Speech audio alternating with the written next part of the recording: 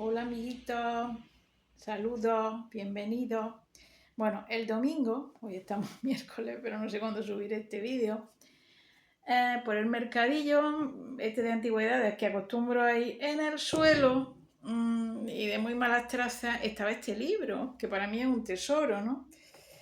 Se titula el marido de Juana o el ahorcado, de Xavier de Montepín, ¿vale?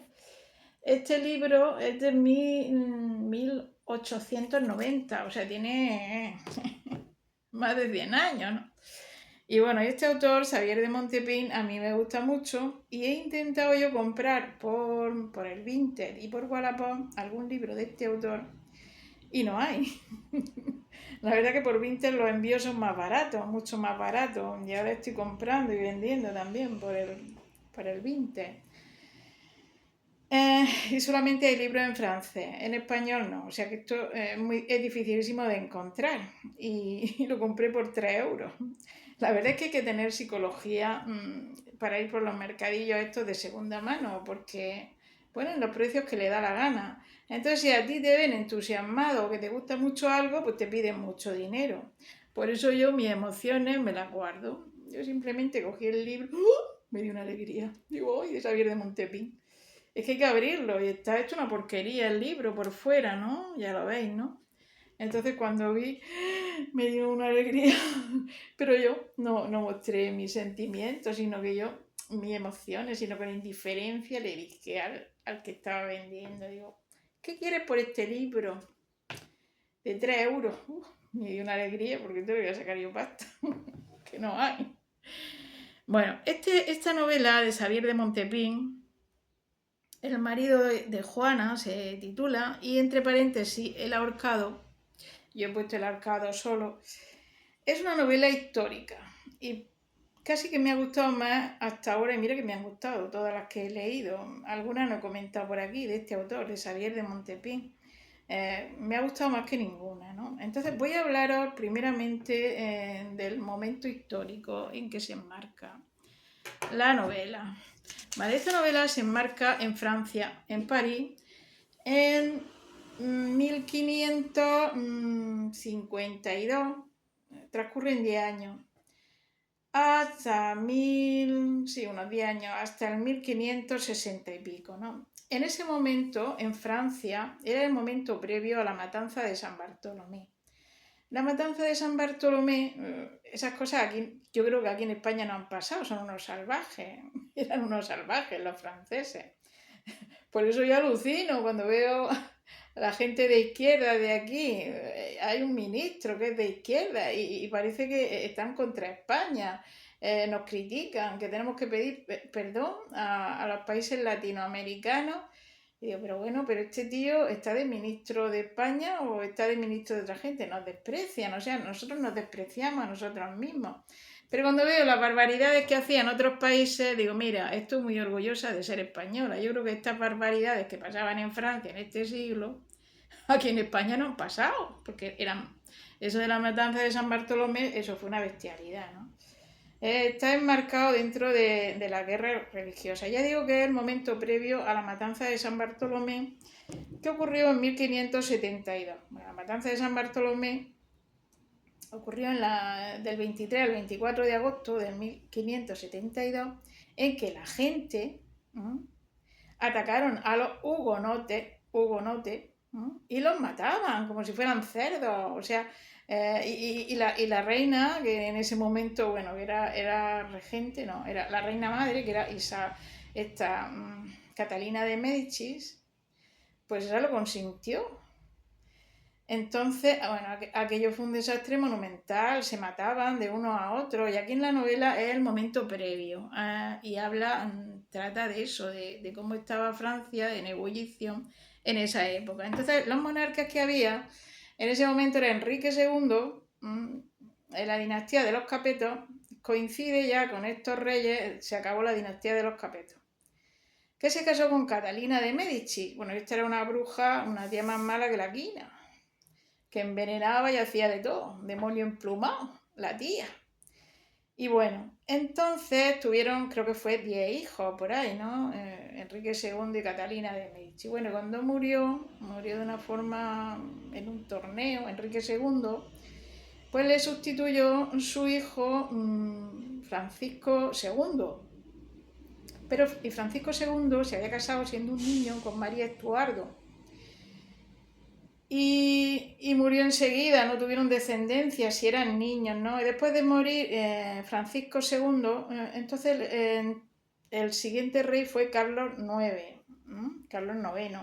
Pero era un niño también, entonces la que ejercía de regente era la bruja esta de Catalina de Medici. Bueno, estos personajes aparecen aquí en la novela, Catalina de Medici, aparece Carlos IX, aparece María Estuardo. Aparece y tiene importancia en la novela. Bueno, María Estuardo, no sé por si alguno no lo sabe, era reina de Escocia. Se casó con Francisco II y que quedó viuda enseguida, ¿no? Francisco II de Francia. Y entonces aquí aparece pues que ya está viuda y se lleva mal el demonio de Catalina de Medici y es que se va a marchar, ¿no? Pero está metida un poco en las guerras estas de religión, ¿no? Y bueno, y es interesante la novela porque esta toma es una historia verídica sacada de las crónicas medievales. Los personajes principales no son los reyes, aunque aparecen, ¿no? Aparece María Estuardo, Catalina de Medici, aparecen los otros hijos, la reina Margarita, era hija también de Enrique II, es que tuvieron 10 hijos, ¿no? Y entonces se ve el momento histórico que se va viviendo y es interesante, aparte que la historia es muy bonita. El protagonista de la historia es un noble que se llama Ral, eh, el conde Condal, me parece que es el apellido, Ral Condal, ¿no? Y empieza la novela muy bien en que este hombre está en prisión y lo acusan de un asesinato que él no ha cometido, ¿no? Y lo van a ejecutar, así empieza, ¿no?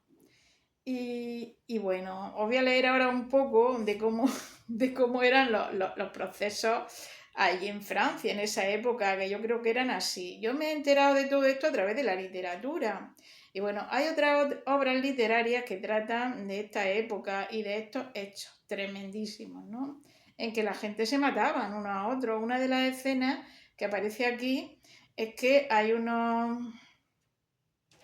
hugonotes, que eran protestantes, ¿no? Están en una reunión y entonces lo cercan todo, pero gente del pueblo, que no eran ni... O sea, era gente, se mataba gente católica contra gente protestante, que llamaban hugonotes. Bueno, lo cercan todo y le pegan fuego a la iglesia con la gente dentro, querían matarlos a todos los hugonotes, ¿no? Esto previamente a la matanza de San Bartolomé, que aquello fue mucho peor, ¿no? Era como estaba la Francia en ebullición por la guerra en ese momento, ¿no? Bueno, ya se me ha ido el hilo. Sí, que hay otras obras literarias que tratan de esa misma época. Y yo leyéndola es como he descubierto esa época, porque yo no tenía ni idea. Bueno, una obra de Prosper Mérimée que se titula Crónica del reinado de Carlos IX, que Carlos IX pues era hijo de Enrique II, ¿no? Y pues tratan de esa época, de la guerra religiosa, de los hugonotes. También hay otra novela que se llama La princesa Diana, pero es la misma, es Crónicas del reinado, ¿no? Porque Diana de Poitiers creo que fue amante de Enrique II. Aparece aquí un hijo de Diana, en fin. Luego otra obra, que es una película que yo vi que trata de estos hechos, en concreto de la matanza de San Bartolomé, es La reina Margot. Lo digo por si queréis verla en el cine, ¿no? La reina Margot era hija también de Enrique II y hermana de Francisco II, de Carlos IX. El siguiente rey fue Enrique III. Era hija de reyes y hermana de reyes, ¿no? Hija de que no se llevaba bien, de Catalina de Medici, era un demonio emplumado. Entonces creo que fue, sí, la película esa, La reina Margot, trata también de estos hechos, o sea, en la misma época que la novela esta, ¿no? Un poco más adelante. Ahí ya sí se ve la matanza de San Bartolomé, que creo que fue cuando se casó la reina Margot con un rey de Navarra, Entonces, Catalina de Medici estaban compinchados con la gente, con no sé quién, y mataron a un montón de hugonotes en esa noche, ¿no? En el día de la boda de su hija. Creo que se salvaron pues la familia, porque eran protestantes y se atrevieron a ir a la boda. Y creo que fue así, no estoy segura, ¿no? Porque la vi la película hace tiempo y no lo he leído ahora, porque el libro no trata en concreto de la matanza de San Bartolomé, sino del momento previo. Y creo que fue así, y los mataron en una noche, la gente matando a los otros, o sea, unas barbaridades que yo creo que esas cosas aquí en España no han pasado nunca. Yo pienso que no, esas bestialidades no las hemos hecho nosotros nunca. Así que yo estoy muy orgullosa de ser española. No sé por qué nos despreciamos, no tenemos por qué. Yo estoy contenta y orgullosa de nuestra historia también. Y bueno, pues esa obra, La Reina Margot, para quien quiera le interese esa época, ¿no? Y luego también leí una novela de Stefan Zweig, bueno, yo no sé cómo se pronuncia, Stefan Zweig, que se llamaba María Estuardo, y era la biografía de María Estuardo. Claro, María Estuardo, pues bueno, ya se había ido de Francia cuando la matanza de San Bartolomé, pero aparece en esta novela, porque ya digo que es lo previo, ¿no? Y bueno, y ahora mismo no me acuerdo más. Bueno, sí, también un cuento que leí de Mérimée que se titulaba Una ejecución, y es que Mérimée le gustaba mucho España, había viajado a España, y entonces el cuento, que lo tengo yo grabado, por si lo queréis, está grabado en 3 vídeos. Es que le manda una carta a un amigo suyo en Francia y le cuenta cómo es una ejecución en España. Te lo contaba pelo por pelo. Y entonces dice, si me tuvieran a mí que ejecutar, pues preferiría que me ejecutaran en España, porque en Francia es mucho peor. Y bueno, voy a leeros ahora un poco de aquí, de la historia esta. Eh, y que también trata que el hombre está, el marqués Condal está en la prisión, lo han torturado, pero como es que era un hombre noble. Si es que a veces yo he pensado escribir de personajes históricos que han sido grandes hombres, y han muerto por sus ideales, han cambiado el mundo, porque Jesucristo murió por sus ideales, Sócrates, hay uno que se llamaba también, que ahora mismo no me acuerdo, en fin, que hay varios personajes. Entonces, si yo tuviera que elegir entre esos personajes excepcionales, que han cambiado el mundo, que han sido nobles y lo han matado. Pues uno de esos personajes podía entrar perfectamente el protagonista de esta novela, que es Ras Condal, era conde, ¿no? Pues lo torturan siendo inocente, y quien lo manda a matar es el condestable. Bueno, el condestable también había aquí en España. Se ve que eso en la Edad Media, pues el que mandaba era el rey, y luego también el condestable tenía mucho poder, ¿no? Delegado del rey, ¿no? Eh, el crimen de que lo acusa, sabía el condestable que era inocente, pero aún así también, como era hugonote, el Ral Condal este era hugonote, aunque luego reniega y se vuelve católico, ¿no? Pues es la ejecución. Aunque está muy bien la historia, porque al final, cosa milagrosa, supongo, aquí dice que son hechos reales, ¿no?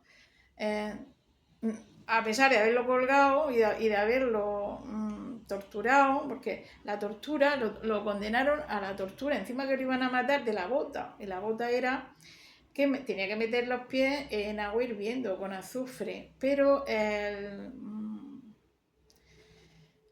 verdugo, como sabía que era una buena persona, pues le echa un ungüento que había probado él con manteca, con no sé qué, y no se le quema. O sea, qué atrocidades. Yo creo que esas cosas no las hacían aquí. Bueno, también existía la Inquisición, pero no eran tan bárbaros. Entonces el verdugo, sin que nadie se entere, le echa un ungüento de manteca y lo salva. O sea, se le quemaban ahí las piernas con agua hirviendo. Eso antes de ejecutarlo, que lo condenan a colgarlo. No respetan ni que era un gentilhombre, porque a los gentilhombres, a los hombres de alcurnia, le daban otro trato en las ejecuciones, y aquí no lo respetan. O sea, voy a leer un poco, una cosa bárbara.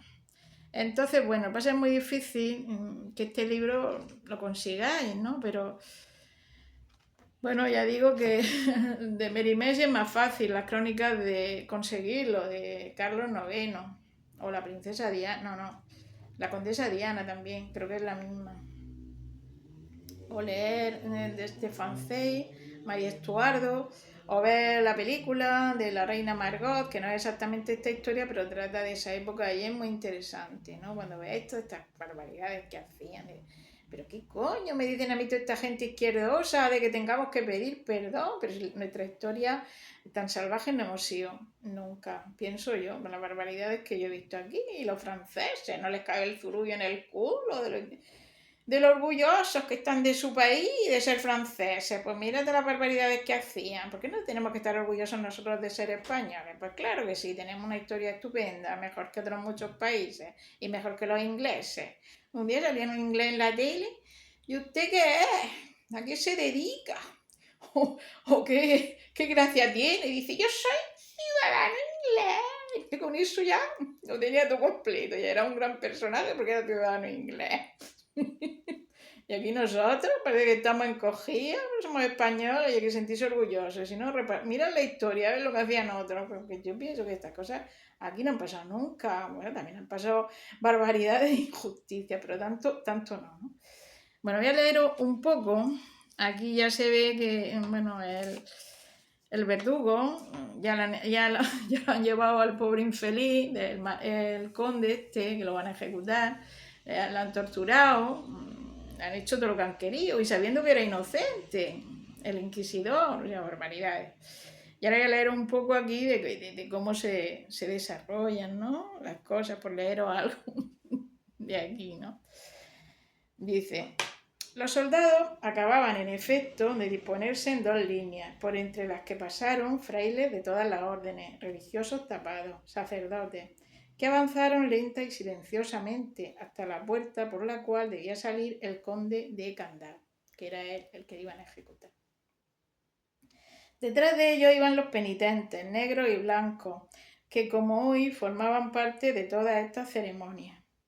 Al mismo tiempo, un chirrión sórdido, tirado por un delgado caballo negro y conducido por un hombre vestido de rojo, fue a colocarse debajo de las gradas del palacio.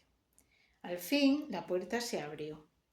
¡Helo ahí! ¡Helo ahí! Gritaban por todas partes. Era, en efecto, el cortejo del condenado. El inquisidor de la fe, flanqueado por sus dos esbirros, ocupaba el primer sitio. Después iban el promotor, el doctor en teología, algunos jueces y escribanos. Detrás de ellos se agrupaban los sacerdotes vestidos con sus ornamentos de luto y cantaban con voz sorda los salmos de penitencia. Les seguían dos hombres llevando en sus brazos algo que parecía un cuerpo humano. Aquel algo era el condenado, que lo habían envuelto en una gran pieza de lana negra. Pero apenas se le hubo colocado en el chirrión, al lado del ejecutor de la obra de justicia, se desembarazó del sudario que le cubría y se enderezó. Un estremecimiento de sorpresa y admiración corrió entre la multitud. Claro, porque como lo habían metido los pies en agua hirviendo con manteca, ¿no? Pues lo habían dejado cojo ya, eso antes de matarlo. Y como él pudo enderezarse, pues la gente se sorprendió. Pudo enderezarse porque el verdugo le había hecho un ungüento para que no le hiciera efecto, ¿no? El conde iba vestido con maravillosa elegancia. Su delgado y nervioso talle se dibujaba bajo una chupa de raso negro. Una capita española sujetada a la espalda por un broche de plata dejaba ver sus calzones violeta, desnudos hasta por encima de la rodilla, según la moda de aquel tiempo. Solo las piernas desaparecían bajo las vendas de tela en las que las había envuelto el verdugo después de la prueba de la bota. La prueba de la bota era esa, meter los pies en manteca hirviendo o algo así. La admiración de la multitud se trocó muy pronto en cólera. «¡Debían ponerlo al tormento!», gritaron con voz furibunda. «¡No se le ha puesto! ¡Siempre privilegiado! ¡Se nos engaña!». ¡Muera el hereje! ¡El asesino! ¡El bandido! Aquella violenta explosión de rabia hirió en el corazón del señor Condal. «¡Cuánto me odia ese pueblo!», dijo en voz baja al verdugo. «Hago bien en morir».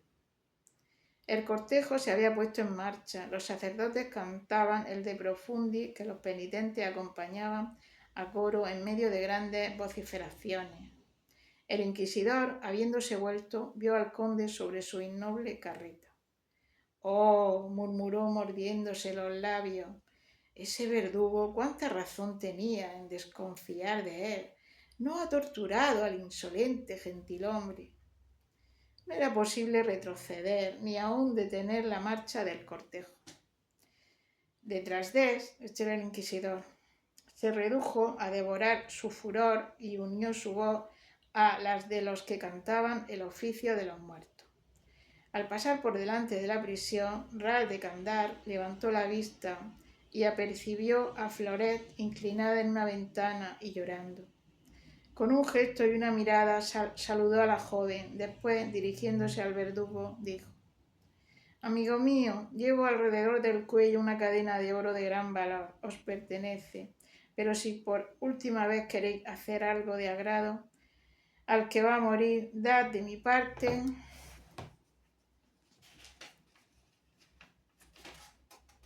esta cadena a la joven aquella que veis en esa casa, Floret Saint-Ange, la hija del gobernador de la prisión. Sí, os prometo dársela. Gracias». La irritación de la multitud aumentaba cada vez más. La actitud tranquila del condenado, la riqueza de su traje y más todavía las insinuaciones de cierta gente compradas por la infame persona del inquisidor, que arrojaban en los grupos palabras de odio contra los reformistas en general y contra el conde de Candal en particular, ponían fuera de sí la exasperación de los irascibles habitantes de Baza. Uno de estos furiosos se inclinó y, cogiendo un puñado de tierra, la lanzó sobre Ral, dándole en pleno rostro. Ral es el condenado, Ral de Condal. Aquella fue la señal. Todos se armaron de barro, piedra y de todo lo que encontraron a mano, y aquellos proyectiles volaron alrededor de la cabeza del desgraciado, acompañados de gritos formidables. Pero de pronto aquella lluvia cesó y oyóse un gran grito. O sea, encima que lo van a matar, lo van a ahorcar, que lo han torturado, todavía la gente chillando y insultándolo. Qué increíble. Yo creo que esas cosas aquí no han pasado, me parece a mí. No sé. Roland del Ferro y Laz, jefe de la escolta, había lanzado entre las masas a Jezabel. Bueno, Jezabel era el caballo. Y cogiendo por una oreja al zapatero Maese Mayer, que se distinguía entre los más fogosos agresores, le acarició vigorosamente las espaldas con la vaina de su sable. «¡Cuerno de Lucifer!», dijo al mismo tiempo, «haré 3 pedazos del primer pillo que se permita tirar nada». O sea, que lo conocía, pues lo defendió, ¿no?, contra la multitud. En efecto, el efecto de aquella amenazadora intervención fue inmediato.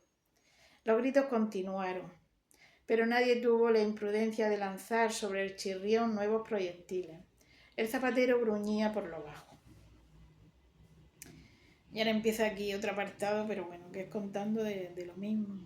El fúnebre cortejo, por lenta que fuese su marcha, no tardó, sin embargo, en llegar frente al castillo. Un semicírculo erizado de cabeza rodeaba el horizonte visible. Eran poco más de las 4 de la tarde. Una brisa fría soplaba, moviendo las grises nubes que empañaban el cielo. Ral miró al pueblo y luego a las ventanas del castillo, en las cuales se mostraban por intervalos las cabezas de algunos servidores que desaparecían enseguida. En medio de un espacio que los arqueros y reiters mantenían libre, se levantaba la horca, aquella bonita horca, toda nueva, de que había hablado Maese Lámina. El conde tuvo un instante de debilidad y ocultó su cabeza entre las manos. «He visto el patíbulo antes», murmuró, «y sin embargo me parece contemplar en En este momento la lúgubre máquina por primera vez. Se diría que me espera y aquella cuerda que se agita me hace señal de que me pare. Ah, qué terribles son las cosas y cómo cambian. Qué aspecto tan distinto tienen cuando se las mira desde el punto en que estoy. La muerte por la horca, monseñor, replicó el verdugo, es la menos dolorosa de todas. Claro, porque también cortaban la cabeza. Es posible, pero es siempre la muerte. La carreta hizo alto, un gran clamor se elevó, la escorta formaba un círculo completo alrededor de la plataforma y del cadalso. El inquisidor, los frailes y los penitentes no cantaban. Se hizo descender al condenado. Uno de los jueces se adelantó y dio de nuevo lectura a la sentencia y dirigió al acusado las mismas preguntas que el escribano. No he asesinado al marqués de Baza, dijo una vez más el conde de Candán. A aquella voz contestó un grito sordo. Un anciano de cabellos blancos tumbado al pie de la horca se levantó y a despecho de reitres y arqueros llegó hasta el condenado, a quien estrechó entre sus brazos balbuceando con sollozo. Venid ahora, miserables jueces, venid a arrancarme a mi hijo, venid a quitarme esta víctima inocente que vuestra ferocidad sacrifica. Naveri, mi buen Naveri, exclamó el joven conde, ¿por qué has venido hasta aquí? Para salvaros. Ya veis que no se atreven a separarme de vos. Tienen piedad de vos y de mí. Comprenden que han cometido un crimen, condenando a un justo que nunca, jamás ha hecho mal a nadie. Os dejan libre, mi buen señor. Partamos pronto, volvamos los dos al castillo de Candán. Ral sonrió dolorosamente. Mi buen Naveri, este era un servidor de él. O sea, es que aparecen, o sea, la grandeza humana, pues se ve en cualquier época y en cualquier circunstancia, ¿no? Y entonces aquí, como es el caso este del anciano este que era servidor de él, pues se dan casos en la historia, se han dado en que servidores en la Edad Media o vasallos de un señor, pues han sido leales hasta la muerte, incluso dar la vida por su señor. Hay una lealtad y una amistad, un cariño, algo fuera de serie, ¿no? Que esas lealtades no se dan ahora, ¿no? Y este es un caso, que este hombre que fue servidor, que a su señor lo van a ahorcar y se presenta a él allí a defenderlo con su vida, si hace falta. Y llega a decir que no, bueno, ya voy a dejar de leerlo, porque esto pues es una escena que se me saltan las lágrimas, leerla de nuevo, ¿no? Dice, no, que me ahorquen a mí, que fui yo el que maté dice el servidor de él, dice, no, si es inocente, mi señor fui yo quien lo maté, ahorcarme a mí, ya es dejarlo, o sea, hasta que extremo llega que eso te emociona, ¿no? Entonces y esto, lo más emocionante de todo es que son historias reales, sacadas de las crónicas, lo dice aquí, dice, esta verídica historia. Bueno, no me he puesto ya a indagar de este personaje, con este personaje lo ahorcan, pero, bueno, me río, dirá, la tonta esta que se ría hablando de eso, bueno, me río porque en realidad no lo ahorcan, ¿no? Bueno, lo ahorcan, pero no muere. El verdugo, digo, me había gente que lo quería porque era una buenísima persona, con unos principios excepcionales, o sea, esto ha pasado a lo largo de la historia, buenísimas personas, no condenaron a muerte a Sócrates, a muchos personajes, ¿no? La ingratitud humana, ¿no? Que digamos, ¿no? Pues este se salva. O sea, cuando lo descuelgan de la horca, el médico, que era amigo suyo también, son personajes que existieron, pero me puse yo a buscar, el médico se llamaba Ambrosio Paré, y entonces buscando yo de Enrique II, pues este fue un médico de Enrique II, Ambrosio Paré, todos los personajes que aquí aparecen, pues que existieron, ¿no? Aunque de este no he visto nada, porque quieras que no, es un personaje secundario, quizás no encuentre información. Eso me pasa también con las novelas de Rafael Pérez y Pérez, que aparecen ahí personajes de las crónicas medievales, pero luego es muy difícil encontrar. Yo creo que este personaje seguramente existiría. Bueno, pues se salva de la horca y entonces luego coge otro nombre y bueno, y es el marido, por eso se titula la novela El marido de Juana, ¿no? Conoce a Juana, ¿no? En estos tiempos también habla de que a las mujeres no se las respetaba, las arrestaban, las violaban, era un desastre. Eso pasaba ahí en Francia, que tan modernos se creen y tan orgullosos se creen de la...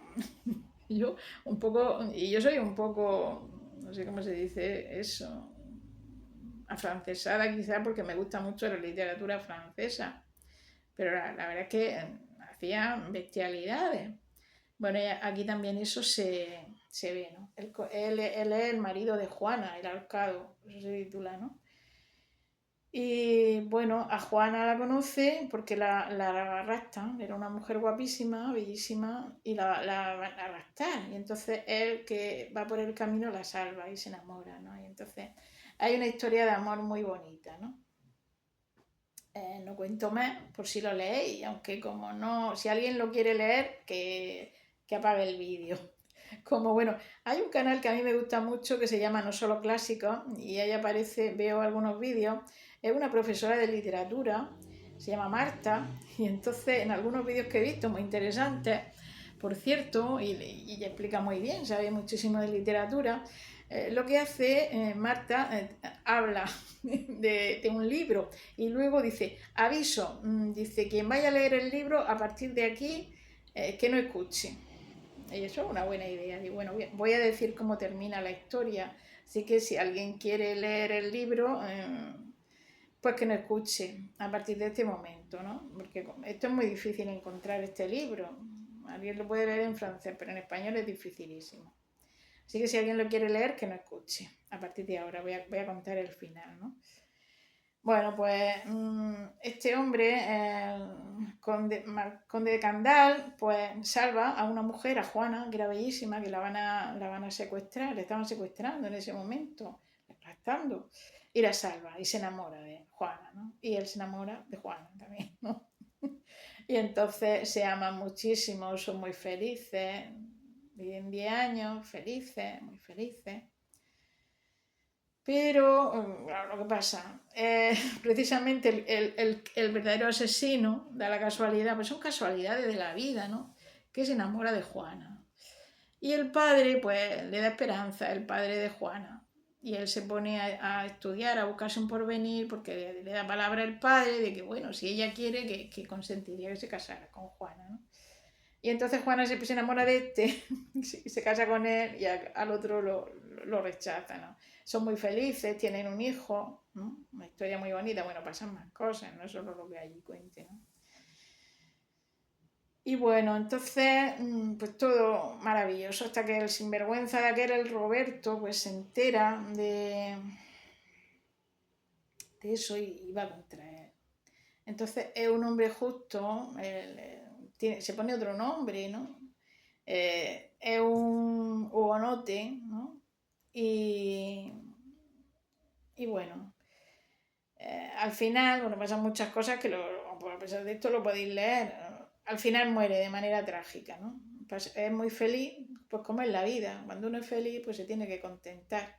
Pero al final lo cogen y la multitud lo mata. Bueno, tiene suerte de que le dan un tiro porque si no hubiera sido peor, lo cogen, o sea, es que era una bestialidad se ven ahí de la gente atacar a alguien, bueno, esas cosas han pasado, pues también habrá pasado aquí alguna vez, no sé, pero allí el Roberto este que tiene celos porque le ha quitado a la mujer, lo odia, y el condestable también, sí que el condestable era un asesino, es que aquí se ve muy claramente lo que suele ocurrir, que en realidad los que están en el poder son los que más crímenes cometen y los que nos gobiernan, ¿no? Pues eso pasaba, se ve aquí en la novela, porque el condestable, que es un delegado del rey, en realidad había sido cómplice del asesinato y sabía que este era inocente y aún así quiere quitárselo porque le molesta, ¿no? Y cómo mataban por la religión, claro, como este era de otra religión también, era un hugonote, pues muere. Y la mujer de pena se muere.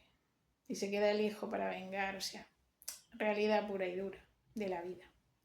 Y es que los hugonotes intentan raptar a la reina María Estuardo. Y entonces eso hace que la odien más a los hugonotes, ¿no? Carlos 9, que era un niño entonces, con la Catalina de Medici, su madre, que van a tomar más represalias. Todo eso es el germen que después desembocaría en muchas matanzas, en las matanzas de San Bartolomé, en el año 1572.